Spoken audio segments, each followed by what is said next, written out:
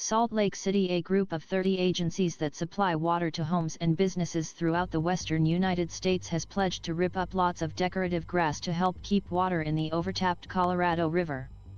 The agreement signed Tuesday by water agencies in Southern California, Phoenix, and Salt Lake City and elsewhere illustrates an accelerating shift in the American West away from well-manicured grass that has long been a totem of suburban life, having taken root alongside streets, around fountains, and between office park walkways.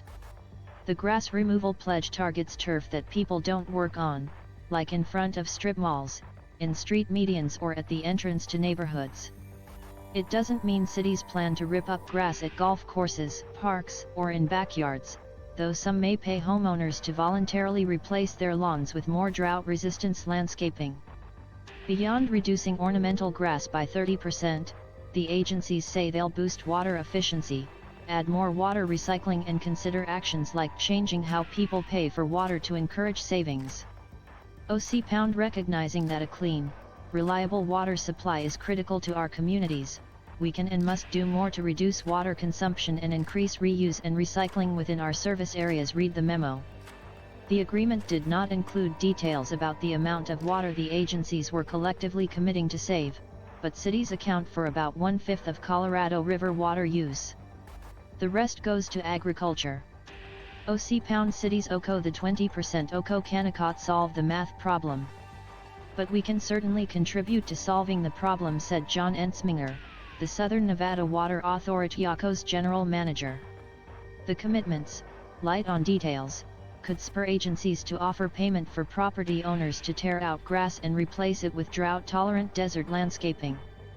The commitment to tear out 30% marks the first time water agencies throughout the region have collectively committed to a numerical benchmark targeting one specific kind of water use. It comes as the states scramble to reduce their consumption to meet demands from federal officials who say cuts are needed to maintain river levels and protect public health, food systems, and hydropower. The letter adds additional signatories to an earlier agreement 5 large water districts reached in August. Water agencies in Albuquerque, Las Vegas, and Denver are among those who signed. Denver Water spokesperson Todd Hartman said the city hoped to replace roughly 75 million square feet, 7 million square meters, of non-functional turf but didn't share how much water that would conserve.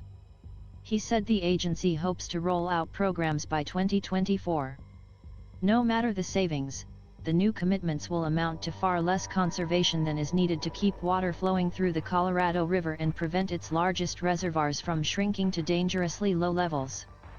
Phoenix wants its program up and running by the spring. It will be the city's first time offering payment for people to rip up grass, said Cynthia Campbell, the City OCO's Water Resources Management Advisor. Even without a program, lots of people have removed grass anyway. In the 1970s, about 80% of homes had grass covering most of their property. Today, Idaho's 9%, but that doesn't include the sprawling suburbs outside of city boundaries, she said. Like others, she stressed that water savings from cities cannot solve the river OCO's problems.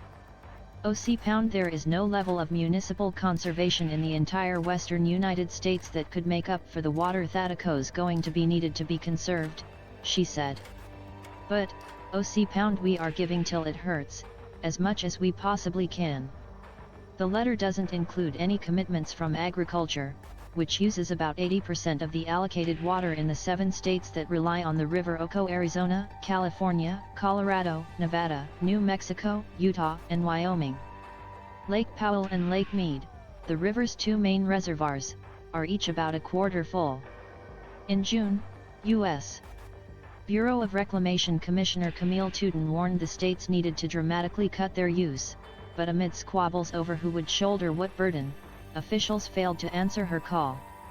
The Bureau has since offered varying levels of payment for water districts to reduce their use, through things like leaving farm fields unplanted or asking urban residents to use less at home. Proposals for some of that money are due November 21. The Metropolitan Water District of Southern California, which supplies water for about half of California's residents, in October urged cities and water agencies in its territory to ban the addition of any new decorative grass in business parks, public spaces, and neighborhoods.